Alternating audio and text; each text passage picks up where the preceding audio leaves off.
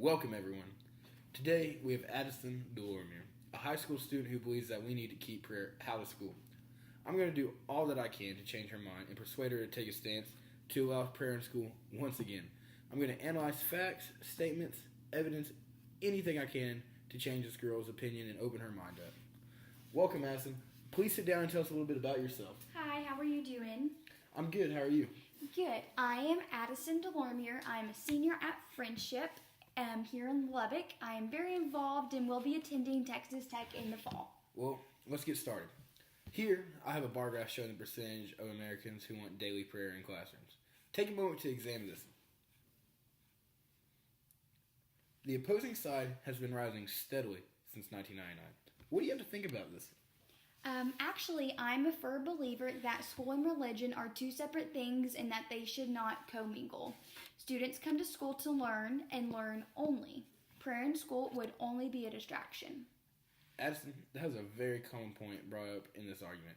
I hope by the time we are done talking, I will have changed your mind. Addison, as an American, do you believe that we should be able to express ourselves freely? Actually, yes, as an American, I do believe in all of the freedoms America has to offer and that everyone should be able to do what makes them happy. Then, Addison, why do you believe that it is okay to strip students of this happiness? Shouldn't everyone be able to express themselves freely as long as they're not affecting anyone else? Well, Zach, when you put it like that, I understand that it is everyone's right to be happy and no one should be able to stop them. But that is just one good point you've made, and I still stand firm on my opinion. Well, Addison, I'm glad you said that because I cannot wait to hit you with these facts. Criminal arrest of teens is up 150%. Illegal drug activity is up 6,000%. And academic achievement is falling, with SAT scores down 10%.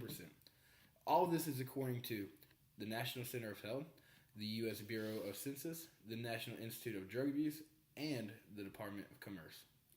That is crazy. These are alarming facts, but what does removing prayer in school have to do with those facts? Yes, Addison. Believe it or not, all of these statistics are a result of the court case Engel versus Vitale. In June 25th, 1962, the United States Supreme Court ruled that allowing prayer in school broke the First Amendment, and they removed it. Permitting students and teachers to unbelieve pray in school would allow teens to cast their anger, stress, and all other negative emotions into prayer. This would show them a better alternative to crime, drugs, and alcohol. With students being exposed to religion in school, this would mold them into adults that would better our society. AllAboutHistory.org states that it is projected that school prayer may cause students to acknowledge a greater power than themselves, on which they can rely for comfort and help in times of trouble. Addison, this proves my point further.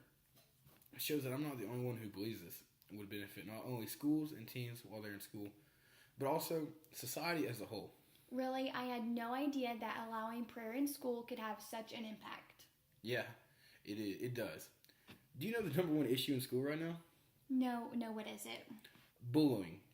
But I believe that having religion in school could change this by instilling a sense of right and wrong and a love for others above oneself.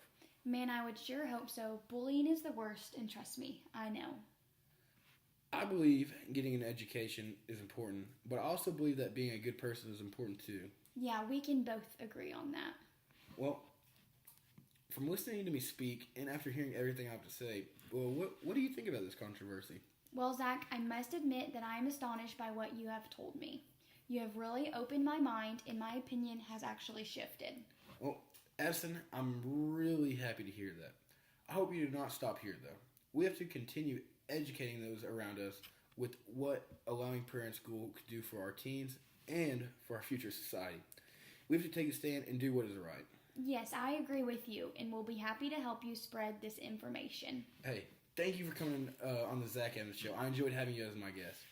Thank you for having me. Thank you, everyone, for tuning in. I hope you all learned something today. Here's a little quote from Reverend David E. Tipton, Jr. "We have listened to the argument of separation of church and state too long. And those barriers, I believe, is a facade with a certain agenda that has actually, I think, brought our nation to the peril that is in." Thank you, everyone.